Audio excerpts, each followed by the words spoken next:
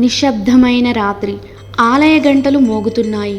భక్తులు ఓం నమః శివాయ మంత్రంతో శివుణ్ణి ఆరాధిస్తున్నారు.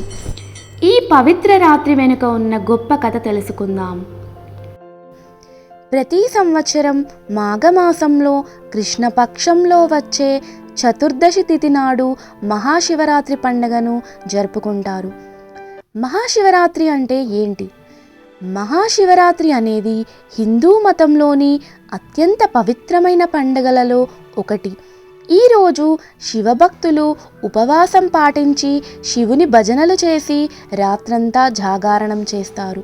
మహాశివరాత్రి పరమశివునికి అంకితం చేయబడిన రోజు. శివపార్వతి వివాహం. మహాశివరాత్రి రోజున పరమశివుడు పార్వతీదేవిని వివాహం చేసుకున్నాడు.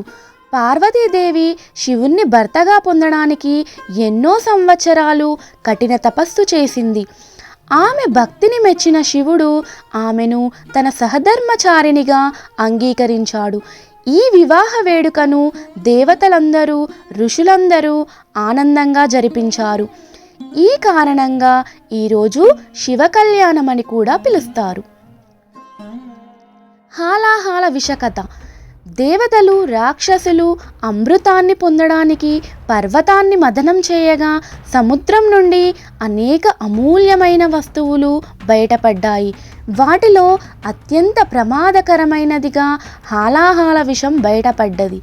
ఆ విషం వల్ల ప్రపంచమంతా నాశనమయ్యే ప్రమాదం ఏర్పడింది. విషం తీవ్రతను తట్టుకోలేక దేవతలు, ఋషులు భయంతో శివుని దగ్గరకు వెళ్ళి రక్షణ కోరారు. శివుడు తన అనుగ్రహంతో ఆ విషాన్ని తన గొంతులో నిలిపి ఉంచి ప్రపంచాన్ని రక్షించాడు. అందుకే అప్పటి నుండి శివుడిని నీలకంఠుడు అని పిలుస్తారు. జ్యోతిర్లింగ కథ. అగ్నిరూపం అనేది శివుని పరమాత్మతత్వాన్ని, శక్తిని, పవిత్రతను ప్రతిబింబించే దివ్య స్వరూపం. శివుడు తన మహత్తును ప్రకటించేందుకు అగ్నిలింగంగా ప్రత్యక్షమై ఆ స్వరూపానికి మొదట చివర భాగం కనిపించకుండా తన అనంతతత్వాన్ని చూపించాడు. బ్రహ్మ, విష్ణువులు దీని అంతం తెలుసుకునేందుకు ప్రయత్నించి విఫలమయ్యారు. అగ్నిలా శివుడు పాపాలను దహించి భక్తులకు జ్ఞానాన్ని ప్రసాదిస్తాడు. అందుకే శివుణ్ణి జ్యోతిర్లింగంగా పూజిస్తారు. భక్తి, శక్తి తెలియకుండానే చేసిన పూజా ఫలితం. ఒక వ్యక్తి అడవిలో ఓ చెట్టు మీద ఎక్కాడు.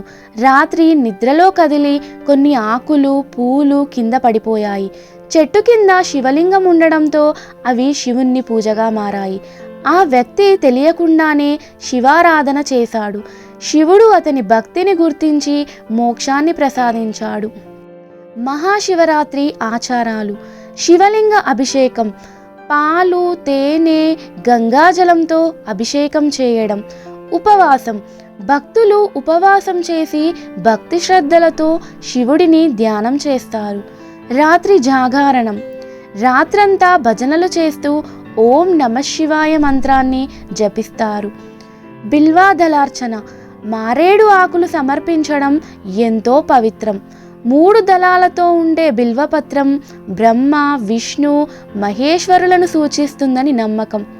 మహాశివరాత్రి రోజున బిల్వపత్రంతో శివుడిని పూజిస్తే అనేక పుణ్యఫలాలు లభిస్తాయని భక్తులు విశ్వసిస్తారు.